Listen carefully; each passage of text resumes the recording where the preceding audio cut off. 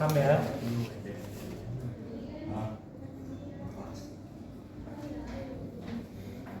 Oh iya. Kamis kayaknya habis selesai langsung pulang. Pagi. Malas banget aja.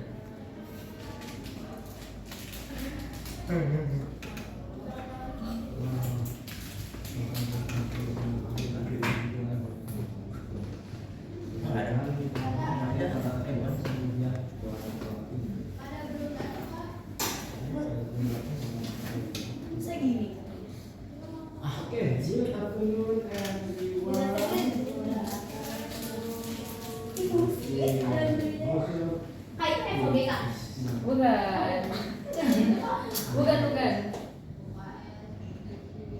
Ini yang dasar numerasinya bukan MTK wajib. Jadi sama MTK di dasar numerasi. Mama di mana? Emang nggak bisa dipinjam, jas. Ras. Itu wajar. Aja. Ras emang bisa disetrika aja. Kamu bisa apa? Kan kusut nih mukanya bisa disetrika. Kalau muka bisa bersetrika udah Apa?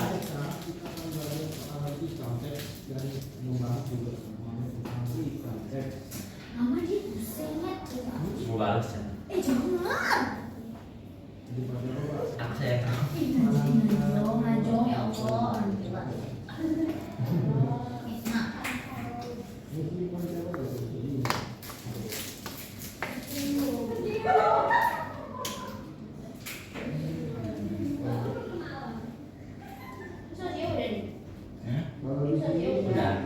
Udah masuk juga. Nanti konsul udah pernah tinggal di pepetnya itu.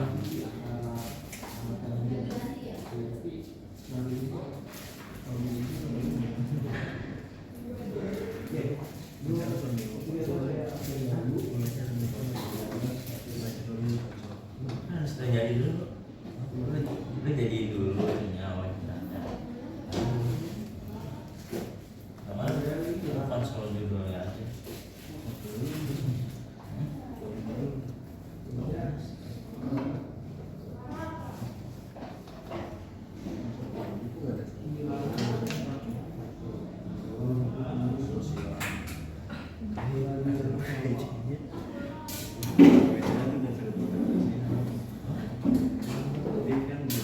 Apa sih mau?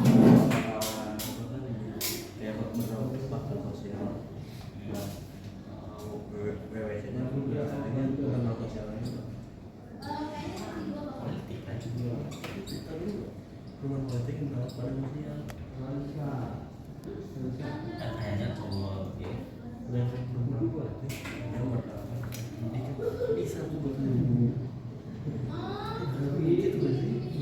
Salah siapa?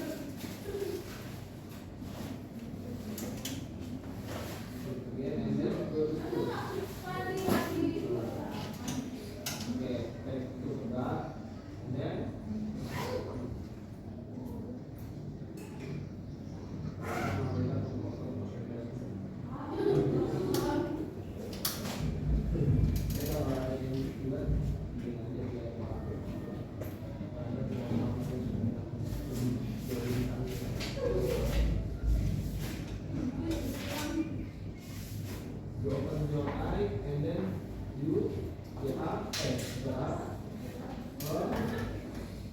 aku buka dulu ya pembelajaran hari ini. Bismillahirrahmanirrahim. Selamat sore semua. Mungkin sebelum memulai pembelajaran, ada baiknya kita berdoa sesuai dengan kepercayaan masing-masing. Berdoa dimulai.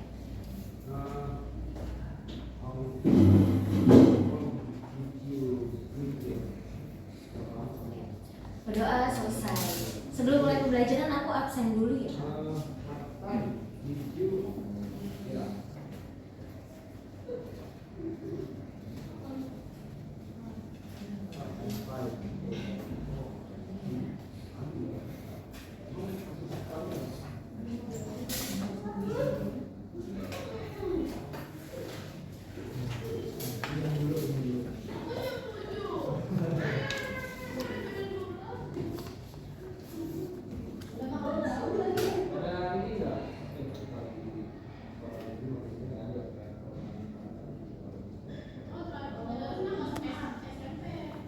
Kemarin pas dasar numerasi juga sama aku ya?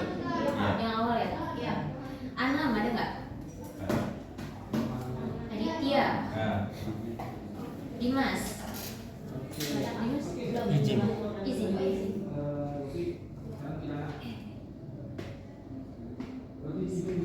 Cantika. Anissa Ramadhani. Zalfa. Masih di suara Pak. Fakih. Tadi Ana mau izin ya?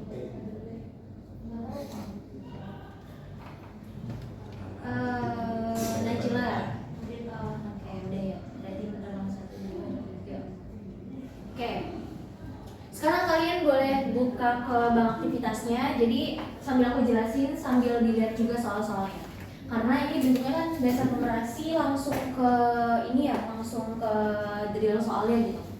Oke, dasar-dasar numerasi. Pas awal udah coba aku jelasin apa saja yang ada di subtes dari UTBK yang ada bagian numerasi-numerasinya. Kemarin ada berapa subtes? Ada yang ingat nggak? Berapa? Enggak, yang numerasi aja. Yang ada istilahnya MTK-nya lah.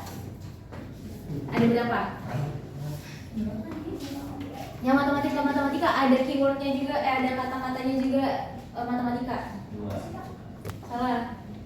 4. 4. 3 ya? Enggak ada yang 3, sorry. 3, yang pertama PU itu apa? Ya, pengenalan umum. Yang dikit doang. Ya. Yang ada sih pengenalan kuantitatifnya. Kemudian yang kedua PK itu apa? Pengetahuan kuantitatif. Yang ketiga PM itu yang pengenalan matematika. Oke. Untuk materi yang sekarang itu kan kemarin udah aku bilang bahwa di subtes itu ada yang pengenalan matematika dan juga pengetahuan kuantitatif, itu mencakup beberapa materi ya. Kemarin udah aku jelasin salah satunya itu adalah aljabar dan juga fungsi dan juga aljabar. Nah, di bagian 1 di pertemuan hari ini kita akan belajar yang bagian atau khususnya di materi tersebut. Jadi ada beberapa sub materinya, tapi inti dari materi yang akan kita bahas adalah aljabar dan juga fungsi. Ini adalah materi-materi yang mungkin banyak di-recall ya dari kelas 10. Ada fungsi, terus kemudian ada fungsi dan juga persamaan linier. Terus kemudian ada faktor dan juga persamaan kuadrat, dan yang terakhir nanti kalau cukup sistem persamaan linier. Gitu. Kita coba satu persatu dulu ya. Ada submateri yang namanya fungsi. Fungsi itu kemarin itu ada kaitannya dengan relasi, ya enggak? Relasi itu apa? Kalau secara bahasa Indonesianya deh, ada yang masih ingat? Hubungan. Nah, kalau misalnya ada satu himpunan dan himpunan lain memiliki relasi, kalau misalnya fungsi, dia itu ketika si satu dan lainnya himpunan tersebut itu memiliki pasangan, setiap anggotanya itu tepat satu. Kalian udah pernah dengar belum istilah domain dan juga kodomain? Kalau domain itu daerah asalnya atau hasilnya atau kawannya? Asal, betul. Terus kemudian kodomain berarti lawannya atau kawannya. Nah, baru nanti akan terdapat range. Kita coba bahas soal yang mirip atau yang termasuk kepada fungsi materi fungsi ya. Udah dibuka bang aktivitasnya? Udah. Di bang aktivitas di situ ada kuis yang pertama nomor 1. Sudah? Ya. Aku coba bacakan ya. Jika P adalah ABCD, itu maksudnya adalah himpunannya ya. Jika himpunan si P adalah ABCD, isi-isinya, kemudian dan Q 96, 97, 98, dan juga 99. Pertanyaannya, maka pasangan terurut yang menyatakan fungsi Q ke P. Aku coba jelaskan ya. Kalau misalnya ada P dan Q, itu harus pertama kita lihat dulu soalnya. Dia bilang mintanya fungsi apa ke apa? Q ke P. Pintar. Fungsi Q ke P. Berarti yang disebut sebagai kan tadi yang dimaksud dengan fungsi kan memiliki tepat satu anggota domain ke kodomainnya. Berarti yang disebut sebagai domainnya Q-nya atau P-nya? Q-nya. Berarti Q-nya biasanya tuh di sebelah kiri ya, walaupun nanti sesuai dengan arahnya. Q, di dalam himpunan Q ada apa aja? 96, 97, dan juga 99. Ini yang disebut sebagai daerah apa tadi? Asal. Ini domain. Lanjut, berarti kan katanya Q ke P. Berarti si kodomainnya adalah himpunan P. Isinya apa aja atau anggotanya? A, B, C, D. Ya, berarti dia disebut sebagai apa tadi? Kodomain. Kodomain. Sekarang lihat lagi, perhatikan si pengertian fungsinya. Kata dia, fungsi adalah relasi dengan setiap anggota domain dipasangkan tepat satu anggota kodomain. Kalau misalnya pertanyaannya jadi seperti ini, kalian tinggal lihat si pilihannya. Berarti kan kalau dari fungsi Q ke P harus yang sebelah kirinya yang Q, ya enggak? Aku tanya, pilihan yang A kira-kira memungkinkan benar enggak? Enggak. Pilihan B. Berarti blacklist saja ya nomor A ya, yang A ya. Yang B? Enggak. Kenapa enggak? Karena si domainnya punya bisa deh. Oke. Aku kan tanya mungkin atau enggaknya ya. Bisa. Berarti kan yang pertama dia anggotanya Q ya kan? Nah, jangan di blacklist dulu. Yang C? Enggak. Yang D? Bisa. Ya. Yang E? Enggak. Oke, berarti kita perhatikan cukup si B dan juga D. Karena kan nanti kalau misalnya TPS ya, nanti kan terpacu atas waktu ya. Jadi kalian lebih di ini aja, lebih di cepat lihat si pilihannya. Kita lihat yang B-nya dulu. Pasangannya 99 dengan A. Ya enggak? Berarti kan panahnya ya, panahnya juga jangan dilupakan. Dia dari domain ke kodomain. Kemudian apa lagi? 98 dengan B. Lagi 97 C. lagi 98 B. 98 B. boleh nggak? Boleh. Nggak boleh. Karena apa? Karena dia menduan. Pokoknya harus jomblo. Sebelah kiri itu udah harus jomblo, dianya nggak boleh kosong. Berarti yang B udah pasti salah ya. Kita buktikan pilihan terakhir tadi yang D kalau nggak salah ya. Yang D sebutin. 99 ke A. Lanjut. 98 B. 98 D. B. Lanjut. 97 A. 97 A. 96 B. 96 B. Sekarang perhatikan, udah sesuai belum sama pengertiannya? Udah. Dia udah mas sendiri, terus juga nggak ada yang jomblo. Oke? Bisa dipahami berarti jawabannya apa? D. Jawabannya yang D. Ada yang mau ditanyakan nomor 1? Ini yang aku bahas cukup satu dari perwakilan setiap submaterinya aja ya. Nanti kita coba di kuis. Jadi nanti kalian coba kuis. Nanti ada nomor berapa ya? Ada nomor 2 dan juga lainnya yang si fungsi. Untuk materi fungsi, ada yang mau ditanyain nggak?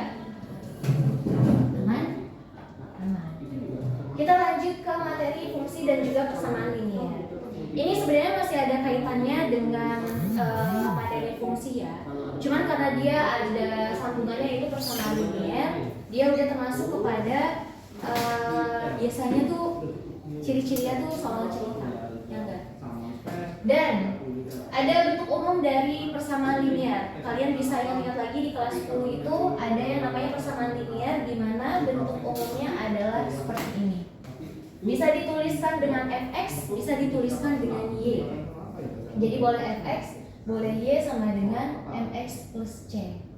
Di mana m-nya itu adalah si siapa namanya? Koefisien dari si x. X itu apanya? Terbalik. Temannya konstantan? Variabel. Berarti c-nya apa? Konstantan. Aku tanya lagi, m itu siapanya x? Koefisien. X-nya apa? Variabel. C-nya berarti konstanta gitu. Yang biasanya angka itu m dan c. Oke? Kalau variabel udah pasti alfabet. Sorry. Sekarang kita lihat jenis-jenis soal yang termasuk kepada materi fungsi dan persamaan linear. Ada di nomor 14. Kita loncat ke bawah ya, karena dia ada beberapa yang materinya beda. Udah nemu yang 14? Belum, sebentar. Oke, aku boleh minta tolong ke Dimas bacain. Ada di mana? Astagfirullahaladzim, siapa namanya? Paki. Oke. Misalkan dibentuk suatu fungsi X yang mendeskripsikan hubungan antara jumlah tabungan Andika dengan waktu dalam bulan. Rumus fungsi Tx yang tepat untuk menyatakan tabungan Andika setelah X bulan adalah titik. Oke. Kita lihat. Dia mintanya nama fungsinya apa? Kan kalau di sini kan fx. Yang diminta adalah Tx. Oke. Kita coba definisikan yang tadinya dari soal cerita ke dalam bahasa matematikanya. Kalimat pertama, dia bilang bahwa mendeskripsikan hubungan antara jumlah tabungan Andika dengan waktu dalam bulan. Terus kemudian rumus fungsi T yang tepat untuk menyatakan ada wacananya, ada wacananya. Silakan baca wacananya. Perhatikan wacana berikut. Lihat nggak? Iya. Yang atasnya. Andika memiliki kebiasaan menabung setiap bulan. Andika akan menyisihkan uangnya untuk ditabung sehingga tabungannya akan bertambah sebesar 10 ribu dengan penambahan yang tetap atau konstan tanpa pengurangan ataupun pengeluaran. Ia mulai menabung dari bulan Januari 2023 dengan nominal awal 22.000. Oke, baru pertanyaannya yang tadi ya, kita terbalik. Kita coba definisiin tadi. Kalimat yang pertama dia adalah bilang tabungannya akan bertambah sebanyak berapa ribu? 10.000. Tandanya, ilustrasinya ya. Dia bilang kan menabungnya mulai dari Januari 2023, ya enggak? Berarti kalau misalnya Februari 2023 kan penambahannya 10.000. Nah, misal ya, berarti kan akan tambah 10.000 lagi. Aku tanya lagi, berarti kalau misalnya bulan Oktober 2023 dari mulai Januari, berarti dikalikan dengan berapa tuh? 9 kan Februari, Mei, Juni, Juli, Agustus, September, Oktober, ya enggak? Berarti si 10.000-nya ada berapa kali? Nah, tandanya kalau misalnya ketemu hal seperti itu, karena penambahannya adalah 10.000, maka variabel ya ditempatkan di angka tersebut, di angka penambahannya. Maka jadinya 10.000x ditambah dengan awalnya dia berapa ribu menabungnya? 22.000. Ya udah, berarti bentuk matematikanya atau fungsinya adalah seperti ini. Enggak? Aku coba contohin yang lain. Berarti kalau misalnya aku bikin soal lagi deh, kalian yang bentukin soal jadi fungsi ya. Misal aku menabung di bulan Januari dan awal menabung adalah 50.000. Setiap bulannya mengalami peningkatan sebanyak 5.000. Berarti fungsinya seperti apa? 25x tambah 5.000x tambah 50.000. Iya. Intinya pas kenaikannya ditempatkan atau variabelnya tempatnya di kenaikannya ya. Berarti nomor 14 ada nggak jawabannya? Ada, yang mana? Sampai sini paham? Paham ya? Ayo ditanya. Itu sebenarnya jenisnya ada banyak sih. Ada penambahan, ada pengurangan. Kalau misalnya dikurangi, misalnya start awalnya dia sebenarnya punya utang atau sebenarnya dia punya administrasi, tinggal ditambah. Seperti yang nomor 1 nanti di nomor selanjutnya yang nomor 15 dia juga ada jenis soal di materi fungsi dan persamaan linear. Nanti kita bahas, nanti kalian coba di kuisnya aja ya. Kemudian kita lanjut ke yang materi 3, faktor dan juga persamaan kuadrat. Lihat nomor 5. Soal nomor 5, kita naik lagi ya.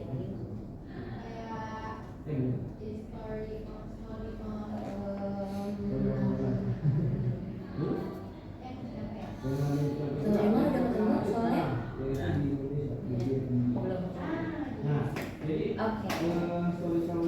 Oke. Ini juga masih berkaitan dengan si fungsi atau persamaan linearnya. Bedanya dia ada kata-kata kuadrat. Kuadrat itu pangkat berapa sih? 2. Berarti variabelnya tetap ada, tapi variabel yang naik berpangkat menjadi kuadrat. Gitu. Berarti bentuk umumnya seperti apa Kak? Bentuk umumnya akan seperti ini. Mau soal cerita, mau soal yang udah langsung ada angka-angkanya. Kalau misalnya ada variabel berpangkat 2, berarti dia materinya adalah persamaan. Gitu. Intinya seperti itu. Terus kemudian selain bentuk umum, nanti biasanya untuk soal-soal yang berkaitan dengan persamaan kuadrat, dia kurang lebih yang ditanya adalah akar-akar penjumlahannya atau juga perkaliannya. Di sini ada C dibagi A ketika dikalikan perkalian akarnya. Ada min B dibagi A ketika akar tersebut dijumlahkan. A, B, C-nya dapatnya dari mana? Dapatnya dari bentuk umum. A, B, C-nya itu biasanya angka atau huruf? Angka. Jadi nanti kalau misalnya ditanya akar 1 dan akar 2 dikalikan berarti hasilnya berapa? Yaudah tinggal kalian lihat C-nya itu angkanya berapa.